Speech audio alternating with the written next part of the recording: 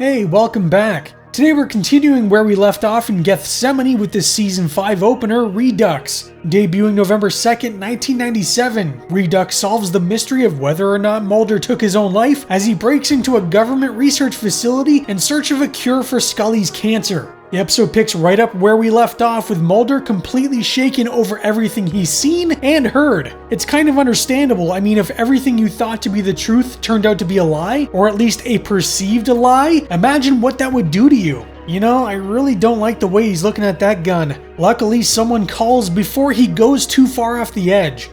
Just after our last conversation, I was followed by people. Who are you? Are you listening, Agent Mulder, you literally just had a full conversation with the man in your living room. Krichgau warns Mulder that after their little get-together, someone began following him and someone could be listening in on Mulder. Wouldn't exactly be the first time. I don't remember this peephole being in the ceiling before. It's funny, this guy knows Mulder found him out, and his first reaction is to burn the evidence. He could have easily shot Mulder first and then burned the evidence. Don't worry though, Mulder always shoots first. Keep going, FBI woman. Mulder? You know, he really could have said something before she started removing her clothing, or at least waited for her in the living room. What are you doing? Why are you sitting in my bedroom in the dark? Oh, if I had a nickel for every time I heard that one. Scully is rightfully pissed. That is until Mulder starts telling her all about the dead man in his apartment and the lovely surveillance that had been taking place for several months. This man he killed is of course working for the US government, but it gets even spicier than that because he's also been caught making some calls to someone within the FBI. The FBI being corrupt? Oh, come on. Both Mulder and Scully now believe that this entire thing, the past 4 years, have all been part of a big grand hoax. Although that doesn't really make much sense considering all the things we've seen over the years, but let's just go with it. Mulder and Scully hatch a plan to expose these lies, and we're right back at the beginning with Scully identifying Mulder's dead body. Is it true? Yes, sir. Now, if Skinner went in there and saw the body, you'd think he'd be able to identify Mulder as well. I have a hard time believing that he wouldn't check it out for himself. Well, how'd you make the ID? The word from Alexandria PD is it was self-inflicted.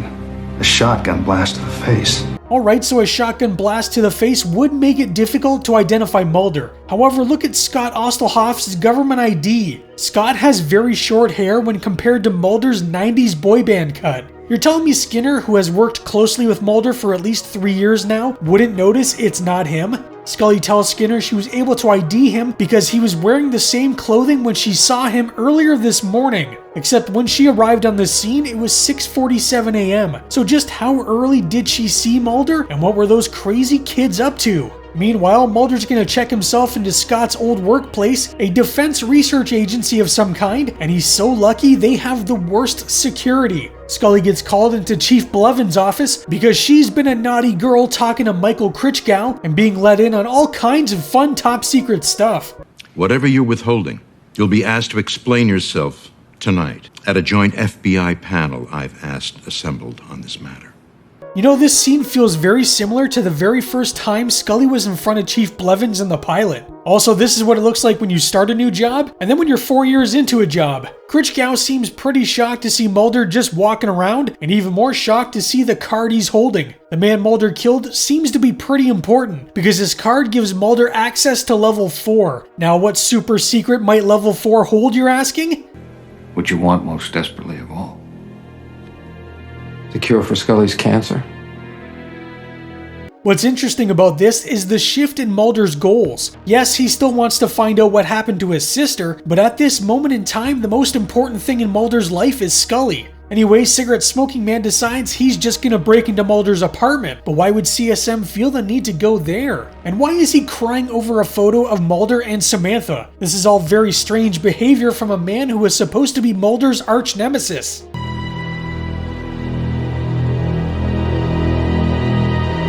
Scully makes her way into the office, but where the hell was she hiding that? I generally don't keep evidence in my shirt. Scully calls up Holly, who I'm surprised still has a job after whooping Skinner's ass. On your fourth floor. Third him back.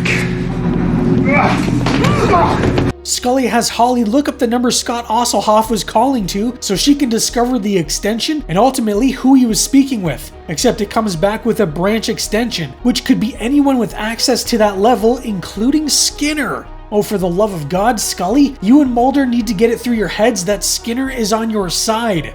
Asked me to look into these ice core samples for you. Right. I'm sorry that I haven't gotten back to you. It's okay, Scully. I completely forgot about the ice core samples too. The doctor scientist wants her to come down because he may have found something. In the meantime, Mulder's being given the rundown about the fabled level 4. Critchkow then spends a little over 3 minutes going over the entire UFO and alien abduction hoax. But again, after everything we've seen, I'm still not buying that all of this has been a hoax from the very beginning. I paid the price, Agent Mulder. When my son came back sick from the Gulf War, that was my retribution. Just like Mulder, Critchkow too has selfish reasons for what he's doing. His son came back from the Gulf War and he believes there's a cure for him in this building, just as he believes there's a cure for Scully's cancer. Mulder swipes his way into level 4, but why have a number pad if all you have to do is swipe? Critchkow is immediately detained for questioning, so we all know he's screwed. Oh great, it's the Tooth Talker. Seems CSM is a little butthurt because the Syndicate are doing things behind his back. I'm not sure keeping secrets from the cigarette smoking man is the smartest thing, considering he tends to solve issues with hot lead. It's crazy, but for as much as these guys seem to know, they both think Mulder is dead. Well, maybe Tooth Talker, I think CSM still has faith that Mulder is alive. When the cells began to divide, they didn't just multiply. They began to go through the stages of morula, blastula, gastrula. Dracula, Blackula, Chocula? Sorry, I thought we were rhyming. Alright, so something freaky is going on with this chimera cell because it appears to be growing into something. Anyways, Mulder's being super discreet and definitely not being suspicious while wandering the halls of level 4. He gets super lucky when he manages to open one of the doors, but out of all the doors he could have opened, he just happens to enter the room full of alien bodies. And it's not just alien bodies he finds, but also a bunch of women that are being experimented on, just like Scully was several years ago. You said that the unclassified cells you looked at under the EM were full of virus. Right. What are you looking for? A match. Scully's having her blood drawn because I think she's looking to see if this chimera cell matches whatever's in her system. Honestly, the more sciencey talk usually just has me staring blankly at the screen and drooling. But that's weird, what's he doing here? He is acting a little suspect, but he does know that Scully is lying about the dead man found in Mulder's apartment. Forgetting all that, Scully gets back to work and finally has some evidence that may prove the connection between the conspirators and her cancer. While she does that, Mulder's now snooping around the Pentagon, which I'm guessing is where level 4 led him to, in search of not just a cure for Scully's cancer, but also a cure for Critchkow's son, because that's just the kind of guy Mulder is. Do you want me to apprehend him? Don't do anything, don't say anything.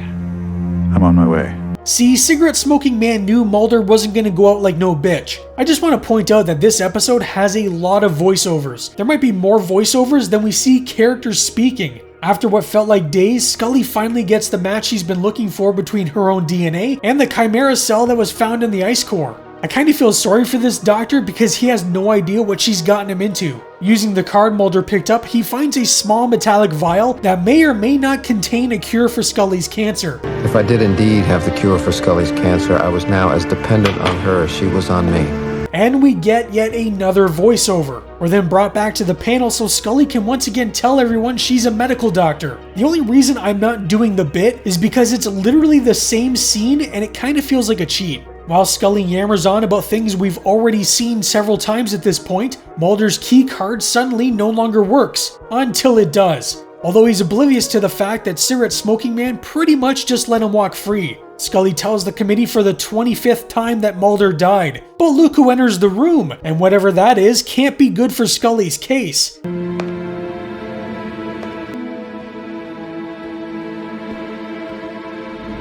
It's okay, Scully, I get the same way when I have to speak in front of a crowd too. She was literally about to expose them and her cancer's like, nope, not today. Talk about the worst timing. Mulder brings whatever he found to the lone gunman because who else can he trust? It's deionized water.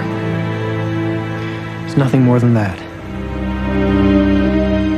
I might be alone in this, but I think Redux is a little slow. Gethsemane was a great season ender, but Redux doesn't really have a lot going for it. There are a ton of voiceovers giving exposition to what's going on, and I think the reason for it is because there isn't enough story to be stretched out to 3 episodes. However, I also think there's too much story for just 2, so they're stuck in this weird spot where it feels like they're filling time. It's honestly been years since I've watched any of this, but I believe things pick up more so in the second part. I like the little plan Scully and Mulder are using so he can try and find her a cure, but like I said, I think Skinner would have picked up right away that he wasn't dead if Skinner had checked the body. One thing I noticed was the promo Fox used for the premiere showed Mulder pointing the gun at his head, which never actually happens in the episode. All he does in Redux is sort of look at it, but was he actually planning on going through with it? He sort of gets sidetracked when Krichgau calls him up, which then leads into finding Osselhoff spying on him, so I guess there is a possibility that he was about to pull the trigger. Even though we know Mulder didn't actually take his life, there was a ton of speculation surrounding it. Some of that speculation came from the fact that David's contract was coming up, and he was starting to make it known to everyone around him that he wanted to move production to LA so he could be with his new wife, Téa Leoni. He eventually did sign a new contract, but there was a little stipulation that if shooting for the series in Vancouver were to surpass the 1997-1998 season, i.e. anything after season 5, that he would only be available for 8 episodes per season moving forward. We know this doesn't actually end up happening, but the show really would have suffered if David was only available for a third of the season. The mystery surrounding whether or not Mulder died seemed to pay off, as Redux would go on to become the second most viewed episode in the show's history, only coming up behind Leonard Betts, which aired directly following the Super Bowl. You've got something I need.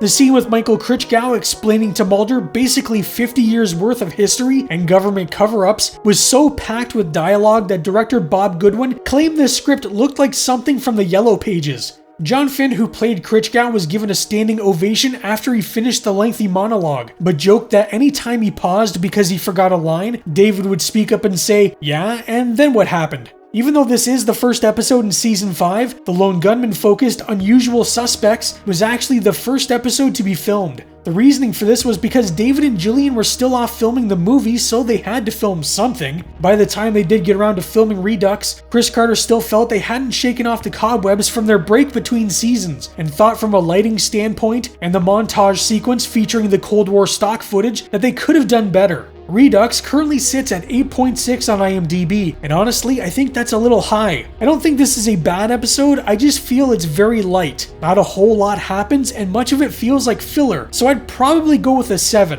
Up next, however, we have the conclusion to our 3-part arc, as Scully is hospitalized due to her cancer, and Mulder gets help from a very unlikely source in Redux 2. So what do you think of the season premiere Redux? Let me know down in the comments. Anyways, that's all for today. I hope you're having a great week and stay spooky! November 2nd. What really happened in Agent Mulder's apartment? How much time does Agent Scully have? Call a doctor! And what incredible secret lies behind this door? The most anticipated television event of the year is coming. The X-Files season premiere, Sunday, November 2nd.